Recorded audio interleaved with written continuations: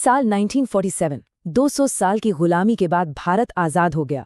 पर इस आज़ादी के साथ एक बहुत बड़ा सवाल भी आया। एक बिखरावा, एक गरीब देश अपने पैरों पर खड़ा कैसे होगा? तो ये कहानी है उन शुरुआती 40 सालों की, जब भारत ने अपनी आर्थिक किस्मत खुद लिखने की सबसे बड़ी कोशिश की। जरा सोचिए उस पल के बारे में। देश के नेताओं के सामने एक बिल्कुल खाली कैनवस था और उन्हें इस पर एक ऐसे देश की तस्वीर बनानी थी जो करोड़ों लोगों की उम्मीदों को पूरा कर सके। तो रास्ता कौन सा चुने? यहीं से भारत की आर्थिक कहानी का सबसे दिलचस्प अध्याय शुरू होता है। आज़ादी के बाद भारत सचमुच एक चौराहे पर खड़ा था। दुनिया उस वक्त दो बड़े खेमों में बटी हुई थी और भारत को ये चुनना था कि उसका आर्थिक भविष्य किस विचारधारा पर टिकेगा। देखिए, एक तरफ था अमेरिका का पूंजीवादी मॉडल, जहां बाजार ही राजा था, मतलब जो बिकेगा वही बनेगा। और दूसरी तरफ था सोवियत संघ का समाजवादी मॉडल, जहां सरकार तय करती थी कि देश को किस चीज की जरूरत है। एक में अमीर बनने की अपार संभावनाएं थी, तो दूसरे में बराबरी का वादा। भारत को इन दोनों में से एक को चुनना था या फिर कुछ बिल्कुल नया बनाना था। भारत के पहले प्रधानमंत्री जवाहरलाल नेहरू समाजवाद के विचार से काफी प्रभावित थे, लेकिन वो सोवियत संघ की तरह सब कुछ सरकार के हाथ में भी नहीं देना चाहते थे। इसलिए उन्होंने एक बीच का रास्ता चुना, एक मिश्रित अर्थव्यवस्था, एक ऐसा सिस्टम जहां सरकारी और प्राइवेट दोनों सेक्टर मिलकर देश को आगे बढ़ाएंगे। तो ठीक है, ये मिक्स्ड इकोनॉमी का आइडिया तो बहुत अच्छा था, पर इतने बड़े सपने को हकीकत में कैसे बदला जाए? जवाब था प्लानिंग, यानी योजना। भारत ने सोवियत संघ से प्रेरणा लेकर पंचवर्षीय योजनाओं का एक बहुत बड़ा ढांचा तैयार किया, जो अगले 40 सालों तक देश की दिशा तय करने वाला था। इसके लिए 1950 में योजना आयोग बनाया गया, जिसके अध्यक्ष खुद प्रधानमंत्री थे। इसे ऐसे समझिए कि ये देश का एक तरह का इकोनॉमिक कंट्रोल रूम था, जो हर 5 साल के लिए लक्ष्य तय करता था कि देश का पैसा, संसाधन और मेहनत आखिर लगेगी कहाँ। इन सभी योजनाओं के पीछे 4 बड़े मकसद थे। पहला, समृद्धि, मतलब इकोनॉमी के साइज को बड़ा करना। दूसरा, आधुनिकीकरण, यानी सिर्फ मशीनें ही नहीं, सोच भी नहीं अपनाना। तीसरा, आत्मनिर्भरता, अपनी जरूरतों के लिए दूसरों पर निर्भर न रहना। और चौथा और सबसे जरूरी, समता, यानी विकास का फायदा सिर्फ कुछ लोगों को नहीं बल्कि गरीबों तक भी पहुंचे। यही वो 4 खंबे थे जिन पर आधुनिक भारत की नींव रखी जानी थी। तो इन बड़ी बड़ी योजनाओं का असर सबसे पहले कहाँ दिखना चाहिए था? जाहिर है, खेतों में, क्योंकि एक भूखा देश कभी तरक्की नहीं कर सकता। और उस समय भारत की सबसे बड़ी चुनौती थी अपने करोड़ों लोगों का पेट भरना। आज शायद यकीन करना भी मुश्किल हो, लेकिन आज़ादी के बाद भारत अनाज के लिए अमेरिका जैसे देशों पर निर्भर था। हमारी खेती इतनी पिछड़ी हुई थी कि हम खुद अपना पेट नहीं भर पा रहे थे। ये सिर्फ एक आर्थिक समस्या नहीं थी, ये देश के सम्मान की बात थी। तो इस चुनौती से निपटने के लिए सरकार ने 2 तरफा रणनीति अपनाई।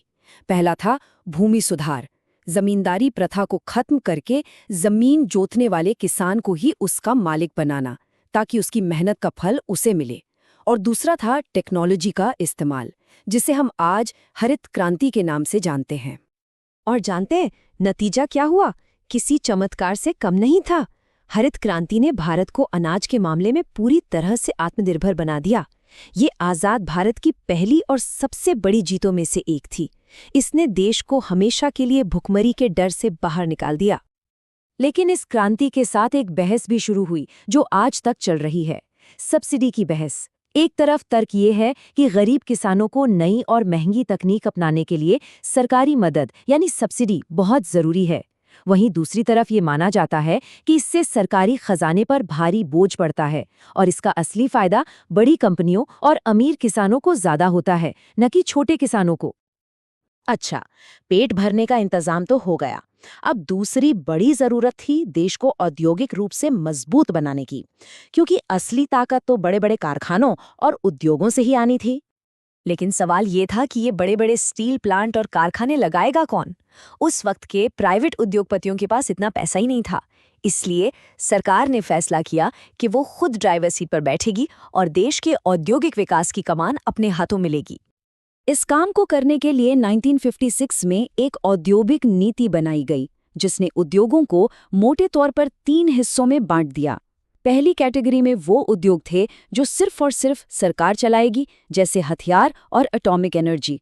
दूसरी में सरकार मुख्य भूमिका में थी और प्राइवेट सेक्टर मदद कर सकता था, और बाकी सब कुछ प्राइवेट सेक्टर के लिए छोड़ दिया गया, लेकिन उस पर भी सरकार का कड़ा नियंत्रण था। और इसी कंट्रोल वाले सिस्टम को आगे चलकर परमिट लाइसेंस राज का नाम मिला। ये एक ऐसा जाल था जिसमें किसी को भी नया कारखाना खोलने के लिए या अपने कारखाने की उत्पादन क्षमता बढ़ाने के लिए भी सरकार से इजाजत लेनी पड़ती थी। मकसद तो अच्छा था कि विकास पिछड़े इलाकों तक भी पहुंचे, लेकिन इसने कई मुश्किलें भी खड़ी कर दी। अब देश में उद्योग लग तो रहे थे, पर उन्हें बचाना भी था। इसके लिए व्यापार नीति बनाई गई। इसका एक ही मंत्र था, आयात प्रतिस्थापन। मतलब जो भी चीज हम देश में बना सकते हैं उसे बाहर से नहीं खरीदेंगे। इसके लिए विदेशी सामान पर इतने ज्यादा टैक्स और कोटा लगा दिए गए कि भारतीय कंपनियों को कोई कंपटीशन ही न मिले। तो इस 40 साल के महान भारतीय आर्थिक प्रयोग का आखिर फैसला क्या रहा? क्या ये सफल हुआ या विफल? चलिए जरा इसका हिसाब किताब देखते हैं। आंकड़े एक बहुत दिलचस्प कहानी बताते हैं। देखिए, 1950 में भारत की अर्थव्यवस्था की जान खेती किसानी में बसती थी, लेकिन 40 साल बाद 1990 तक तस्वीर पूरी तरह बदल चुकी थी। अब देश की जीडीपी में सबसे बड़ा हिस्सा सर्विस सेक्टर का था और इंडस्ट्री का हिस्सा भी लगभग 2 गुना हो गया था। ये भारतीय अर्थव्यवस्था की बनावट में एक बहुत बड़ा बदलाव था।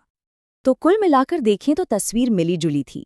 एक तरफ हमने खाने में आत्मनिर्भरता हासिल की, जमींदारी खत्म की और देश में उद्योगों का एक बड़ा नेटवर्क खड़ा किया। लेकिन दूसरी तरफ ज्यादातर सरकारी कंपनियां घाटे का सौदा बन गई। लाइसेंस राज ने कंपटीशन और इनोवेशन को रोक दिया, और विदेशी सामान से कोई मुकाबला न होने की वजह से ग्राहकों को अक्सर खराब क्वालिटी के सामान से काम चलाना पड़ा।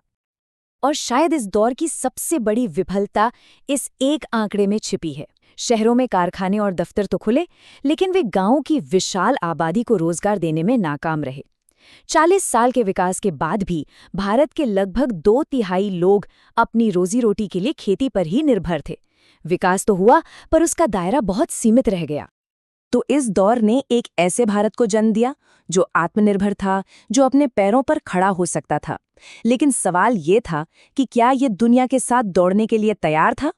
जिन नीतियों ने देश को बाहरी खतरों से बचाने के लिए दीवारें खड़ी की थीं, कहीं वही दीवारें अब उसकी तरक्की का रास्ता तो नहीं रोक रही थीं?